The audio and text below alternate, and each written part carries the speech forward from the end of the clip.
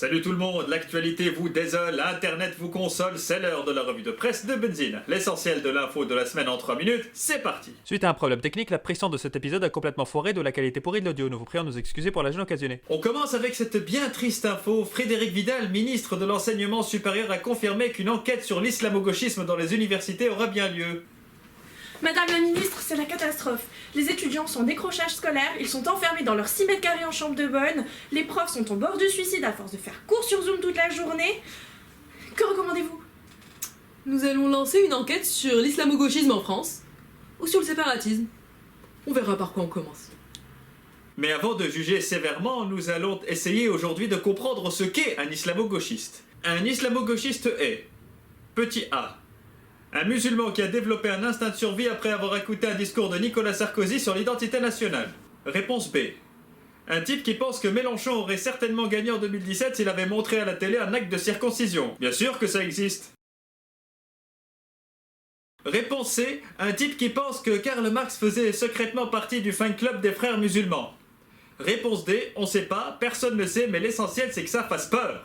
Comment noyer le poisson? Après ce débat houleux, Frédéric Vidal a annoncé que des protections périodiques gratuites seront mises à disposition des étudiantes à partir de septembre 2021. Après les repas du Crous à 1 €, l'université française nous permet enfin de lutter contre la précarité menstruelle. Pas mal du tout ce thé à 1 € du Crous.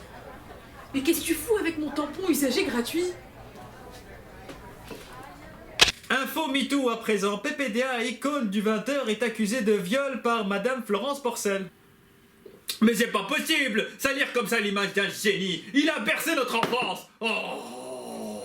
Info MeToo, tout! Gérard Depardieu, icône du cinéma français, est accusé de viol et agression par une jeune comédienne qui l'accuse de l'avoir violé et agressé à 2 reprises en 2018. Nous, c'est pas possible! Salir comme ça l'image d'un génie! Il a bercé notre enfance! Oh.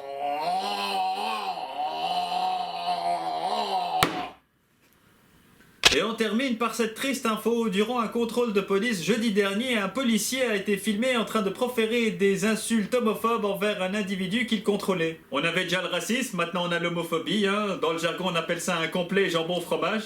Par ailleurs, l'internaute qui a filmé la rixe a dit que la police était intervenue pendant le tournage d'un clip. Ah, mais j'ai compris! La police n'a rien contre les noirs et les homosexuels, c'est contre les musiciens!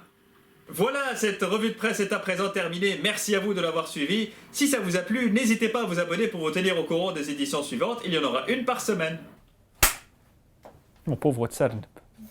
Mais c'est pas possible! Salir comme ça l'image.